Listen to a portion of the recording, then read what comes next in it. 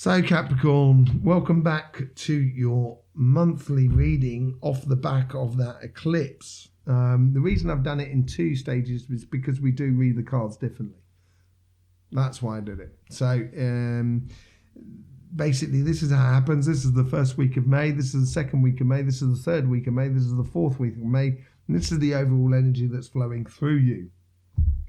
Through that, because we have that eclipse at the end of the month, it's good to see what's sort of been initiated within the system. And as you walk away from something, you're walking towards a much more secure and long-term emotional state where you can cultivate really lovely and loving relationships in the future as you're being called to a mission. And you've got yet again, the Ace of Cups. And I think this is going to create a lot of security for you going forward. Because on the other side, in the first week, with the Ace of Wands, there seems to be an opportunity coming through for you, which is going to make you really financially secure. So I would seize that opportunity as it comes through from you. Be patient with that opportunity and the emotions that build up through the idea of success and stuff like that comes through you. If you do that, then you're going to be able to really capitalize on your state of being within your world within this month. And it doesn't mean capitalize on other people. This is not what it's about. The change from the eclipse appears to be, and everyone else seems to get this, and I'm saying it now because I'd like to see if it comes out in the rest of your cards, the Six of Pentacles, that fair exchange. It's a different way of doing things. And I think because you're very fair, Capricorn, you will, you're harsh but fair sometimes, but you're also soft but fair sometimes. You have that balance of elements within you. Go down to the description below and you'll see your flower, and you'll see that you're pretty much got 25% of all different elements within you. Water comes out of the top slightly, and you've got a little bit less in the way of fire, but generally it's the most sort of stable emotional sort of state of all the signs. So this is what it's sort of saying here. Sort of just be careful of you running off and being part of those headless chickens that we talked about in the eclipse reading. If you haven't seen that, there will be linked in the description below. So let's see what's going on the second week. So the second week is a little bit more sort of complicated by the looks of things. This walking away, this Eight of Cups, is reflected here. People are not going to want you to walk away. And I think that's people from your past. And as they're not going to want you to walk away, they're going to try and entrap you in conflicts, in situations that be detrimental to you. I've written a book called The Event. It's a great book, and we've got several other books that come out, sequels that come out from that as well. And one of the phrases that sort of like stuck in that is learning to, when you know how to lose, you know how to win. And that's really important here. And it seems to be a really important message over this coming month. You've got that Five of Swords where you've got to walk away from conflictual sort of things that are actually causing you damage. And I think that's that Eight of Cups is all about, and that Six of Cups is all about. And as you walk away with it, you're going to be able to work on something that's a lot more long term. Yeah. You've got the Four of Cups here, so you've got more cups again, but it's sitting on the Four of Wands, which comes from the eclipse. So it's initiating that where there may be some opportunities that this is where I said to you, have patience with your emotions. If you've got patience with your emotions, you will see all those opportunities around you, those possibilities around you, and you won't get stuck on ones that doesn't actually bring in the rewards emotionally and financially, which may create kind of going, well, I've done the work, why haven't I got the results? That's what the sort of emotional sort of state that you could be in. But if you do this, if you be patient with your emotions and don't get carried away with your emotions, I think it's going to turn out well for you. Okay? But in the second week, it may make you feel a little bit frustrated. Okay. The third week, and this is what the Knight of Pentacles and the King of Pentacles and the Ace of Hearts is all about, and the Temperance. This basic thing, this base in the first week of May, it's going to come back on the surface in the third week of May, where you're going to get the Ace of Swords. And now you've got 4 aces, 2 cups, Ace of Cups, but you've actually got 4 aces on here. And this Ace of Swords here, combined with the 3 of Pentacles, which means working with other people, it's half of that 6. And you are really good at doing that if you apply yourself with that fair aspect of your fair elements that you do have within you.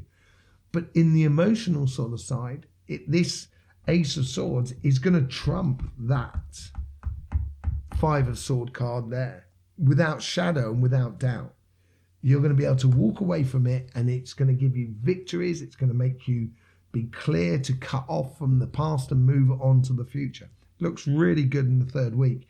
Also, the 3 of Pentacles is going to trump that 4 of cards, that 4 of Cups, because you're going to be working with other people and working towards a plan that is not, it's not about just sort of making money.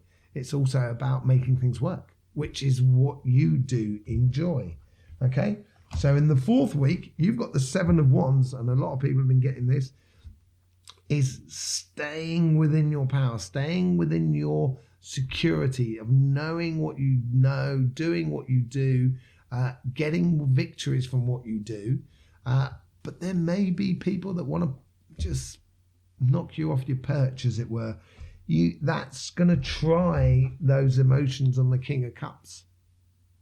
And it's going to sort of say to you, you've got to have complete and utter control over your emotions so you don't get emotionally triggered by the outside world. And this is what it could happen. You can see this. It's the first wave is really good. The third wave is really good. The second wave is a little bit troublesome. And the fourth wave is a little bit troublesome. We can see these rhythms coming out in you already, which we go into in the Astroflower book. Okay, so we got the 8 of Wands with the 9 of Cups. I think you have something to give to the universe. I think you have this process of being part of the community that enables the community, or enables your partnerships, or enables your work, or in your jobs and stuff like that, to be stable, to have a constant. And it will be very much appreciated for everything else. And it appears that you're going to be getting a lot of messages, or you seem to be providing a lot of messages for the world that is around you during this month. Okay, so there you go. That's the monthly reading. Let's just see what the overall sort of guiding energies, as it were, going from from this eclipse to the next eclipse. Let's just have a look here. So in the first month, it is all to do with planning and sorting things out and starting that long-term journey. And that does need a bit of sort of reflection, as it were. Okay. Second month, setting up those healthy boundaries so you can actually progress on, so you don't get caught up and triggered by the world around you. And then the Wheel of Fortune. So then the fortunes start turning in your favor. So patience is really important over your emotions. Just be very patient about your emotions. It's going to flow through. You're going to come up with a lot of stuff. And then you got the world. You got the change of fortunes, the end of a new cycle, and the starting of a new one.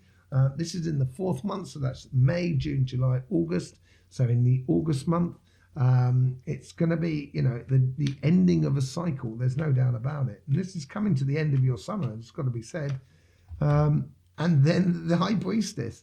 So, marrying that body, mind, and spirit, marrying the both sides in order for you to really live in harmony in going forward. And as you do marry the financial and the emotional side of life, you should get some really good rewards. And you've got the Lovers, which is the finality of it all.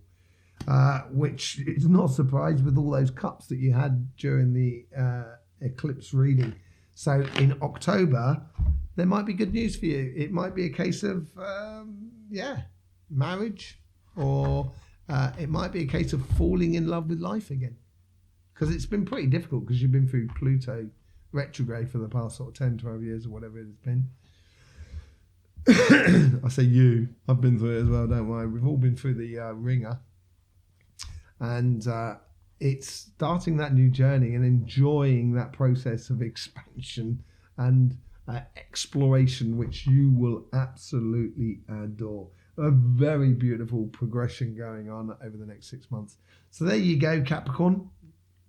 If you're not part of the Astroflower family, subscribe and click that bell, become part of the family. We're over on Instagram as well. It's a great fun. So it'd be lovely to have you here, you lovely Capricorns. Yeah, we're all in this together. So, make sure life should be fun. So please do enjoy.